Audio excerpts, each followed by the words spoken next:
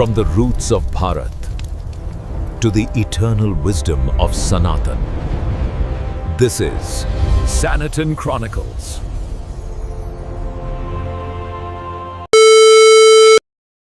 కురుక్షేత్రం పేరు వినగానే మనకు రక్తం, ఆయుధాలు, హాహాకారాలు గుర్తొస్తాయి కదా.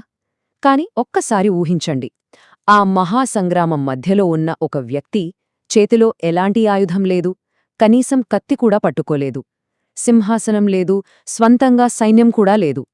కాని ఆ యుద్ధాన్ని మొత్తం శాసించింది ఆయనే. ఎలా సాధ్యం? ఆయుధం లేకుండా అంతటి యుద్ధాన్ని ఎలా గెలుస్తారు? ఇదే ఈరోజు మనం చూడబోయే అత్యంత ఆసక్తికరమైన విషయం. సనాతన క్రానికల్స్లోని ఈనాటి మన ప్రత్యేక విశ్లేషణకు స్వాగతం. మహాభారతం అనగానే కత్తులు, బాణాలతో జరిగిన భీకరమైన పోరు మన కళ్ల ముందు మెదులుతోంది. కాని ఆ యుద్ధం కేవలం శారీరక బలంతో గెలిచినది కాదు సుమా. దానికి మించిన ఒక అద్భుతమైన వ్యూహం దాని వెనుక ఉంది. శ్రీకృష్ణుడు కేవలం ఒక దైవంగానే కాకుండా ప్రాచీన ప్రపంచంలోనే అత్యంత గొప్ప వ్యూహకర్తగా ఎలా నిలిచారో ఈరోజు మనం చాలా లోతుగా విశ్లేషించబోతున్నాం. అసలు వ్యూహకర్త అంటే ఎవరు? సింపుల్గా చెప్పాలంటే, రణరంగంలో కత్తులతో కాకుండా శత్రువుల మనస్సులతో ఆడుకుంటూ యుద్ధాన్ని గెలిచేవాడే నిజమైన వ్యూహకర్త. మనిషికున్న అతిపెద్ద బలహీనతలు అహంకారం, భయం, గర్వం. వాటిని పసిగట్టి వాళ్ల సైకాలజీని తమకు అనుకూలంగా మార్చుకోవడమే అస్సలైన బలం. యుద్ధమంటే కేవలం కండబలం కాదు, అది 100% బుద్ధిబలం. శ్రీకృష్ణుడు చేసింది ఎగ్జాక్ట్గా ఇదే. ముందుగా మనం యుద్ధం మొదలవ్వటానికి ముందే జరిగిన ఒక ఆసక్తికరమైన ఘట్టాన్ని చూద్దాం. రాజకీయాలు, దౌత్యం మరియు శాంతి కోసం చేసిన ఆఖరి ప్రయత్నం గురించి మాట్లాడుకుందాం. ఇక్కడ మనం గమనించాల్సిన ఒక నంబరుంది, 5. లక్షలాది మంది ప్రాణాలను బలిగొనే ఒక మహాయుద్ధాన్ని ఆపడానికి కృష్ణుడు అడిగినవి కేవలం 5 గ్రామాలు మాత్రమే. ఎంత చిన్న ప్రతిపాదనది! కాని దుర్యోధనుడి అహంకారం ఎంతటిదంటే, సూది మొన మోపినంత నేద కూడా ఇవ్వనన్నాడు. కృష్ణుడికి విషయం ముందే తెలుసు. అయినా ఎందుకు వెళ్లాడు? ఎందుకంటే రేపు చరిత్రలో శాంతి కోసం ప్రయత్నించలేదు అనే నింద పాండవులపై పడకూడదు. యుద్ధం తప్పనిసరి అనే నిజాన్ని, తమ పక్షమే ధర్మం అనే వాస్తవాన్ని లోకానికి చాటి చెప్పడానికి దౌత్యం. ఇదొక మాస్టర్ స్ట్రోక్ అని చెప్పొచ్చు. ఇక మనం మరొక కీలకమైన ఘట్టం వైపు వెళ్దాం. అధికారపు భ్రమలు మరియు నారాయణీసేన నిర్ణయం. అసలైన శక్తి అంటే ఏంటో ఇక్కడ మనకు చాలా స్పష్టంగా తెలుస్తుంది. ఆ దృశ్యాన్ని ఒక్కసారి ఊహించుకోండి. ఒకవైపు లక్షలాది మంది వీరులతో, భారీ ఆయుధాలతో ఉన్న అజేయమైన నారాయణీసేన, మరోవైపు కనీసం కత్తికూడా పట్టుకోనని శపథం చేసిన ఒంటరిగా ఉన్న శ్రీకృష్ణుడు. యుద్ధ మద్దతు కోసం అర్జునుడు, దుర్యోధనుడు ఇద్దరూ వెళ్ళినప్పుడు కృష్ణుడు ఈ 2 ఆప్షన్స్ ఇచ్చాడు. భౌతిక బలమే సర్వస్వమని నమ్మిన దుర్యోధనుడు భారీ సైన్యాన్ని తీసుకున్నాడు. అర్జునుడేమో ఆయుధం లేని కృష్ణుని ఎంచుకున్నాడు. పైకి చూస్తే అర్జునుడి నిర్ణయం చాలా మూర్ఖంగా అనిపిస్తోంది కదూ. కాని ఆ ఒక్క నిర్ణయమే మొత్తం కురుక్షేత్ర రూపురేఖలను మార్చేసింది.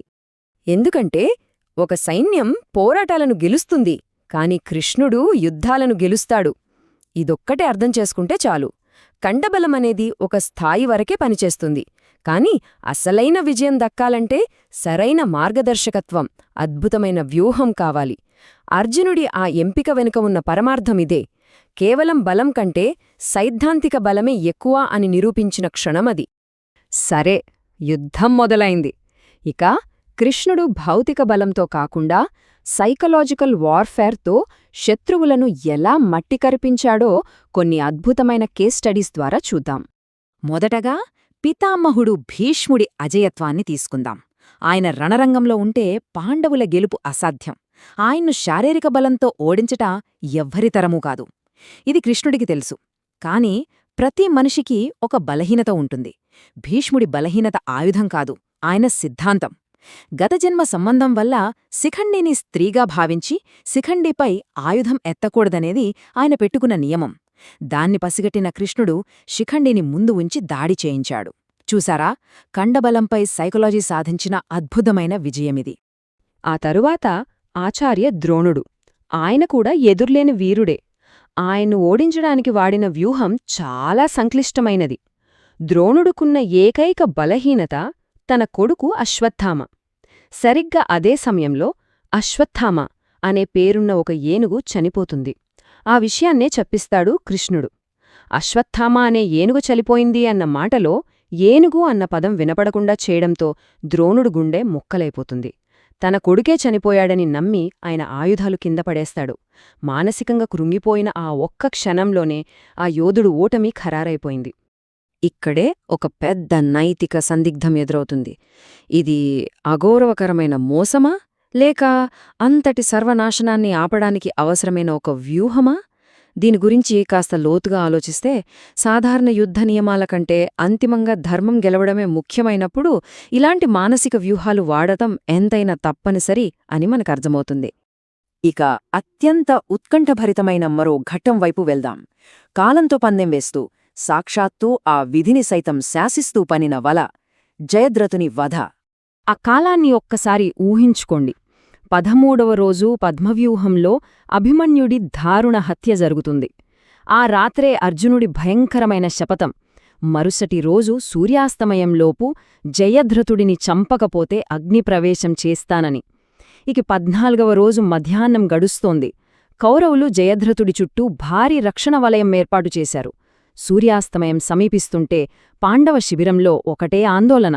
సరిగ్గా అప్పుడే కృష్ణుడు తన మాయతో సూర్యుడిని కప్పివేసి చీకటి పడిపోయిందనే భ్రమను సృష్టిస్తాడు.